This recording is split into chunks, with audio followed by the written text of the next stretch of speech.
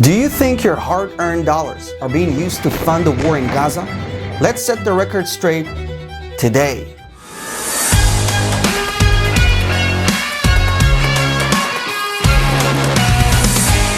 Now, let's tear apart this popular myth because it's spreading like wildfire based on misconceptions and half-truths, but this isn't just idle gossip.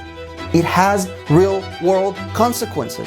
Critics argue that US taxpayer money is directly funding the war in Gaza, framing it as if every dollar is a bullet in a soldier's rifle. But that's a gross oversimplification of a very complicated issue.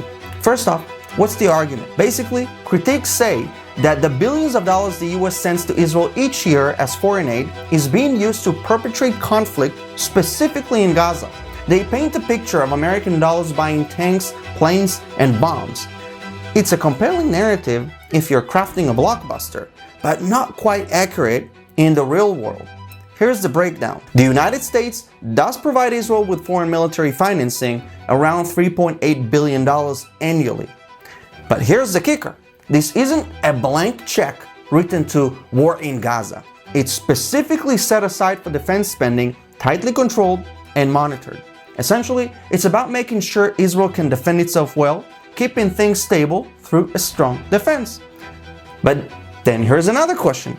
Why should Israel defend itself using US aid? Well, US aid to Israel isn't just about Israel's security. It aligns with American interests by promoting stability in a crucial global region. This helps prevent wider conflicts that could impact global security, including in the United States, and the economy in the United States, including oil supplies. So all this war that you see right now, it's against terrorism, radicalism. It stops them. Israel stops them from reaching you guys in Europe, in America. By supporting Israel's defense capabilities, the US maintains regional balance and advances its own foreign policy goals. And where does this money go? Mostly to US companies. That's right. This financing is used to purchase military equipment from the United States, like Lockheed Martin and Raytheon, funneling money back into the American economy, supporting American jobs.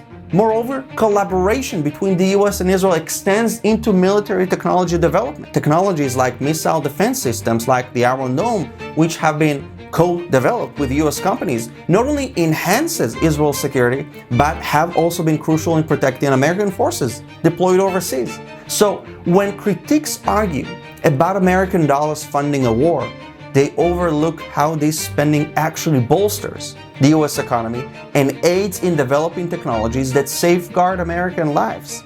But you know what? Let's dig deeper, because there's a shocking twist in how US funds are actually being used.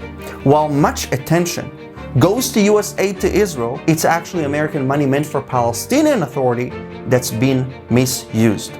Reports reveal that funds meant to enhance security were instead given to families of terrorists. On April 4, 2024, it was disclosed that in Jenin, money intended for peace ended up rewarding families involved in terrorism.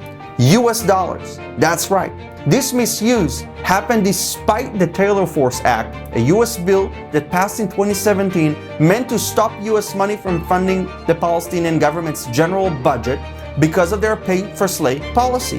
However, forgive me for all the numbers, in 2022, about $45 million of US funds intended for Palestinian Authority security was misused, some of which ended up supporting families of terrorists. So before you jump on a bandwagon of blaming US aid to Israel for fueling wars, remember this: the real scandal isn't the aid going to Israel. It's the misuse of funds intended for peace that actually ends up supporting conflict.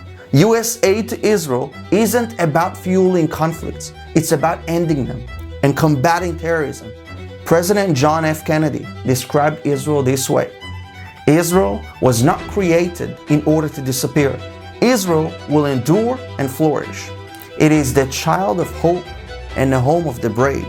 It can neither be broken by adversity nor demoralized by success.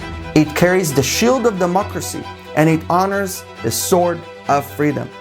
Don't just passively consume headlines, dear friends. Question them, challenge them, and if you value the truth, Subscribe to my YouTube channel for more clear-eyed analysis, and you can also join my club and help me fight the lies by supporting me on Patreon, where every dollar goes to fighting darkness with light.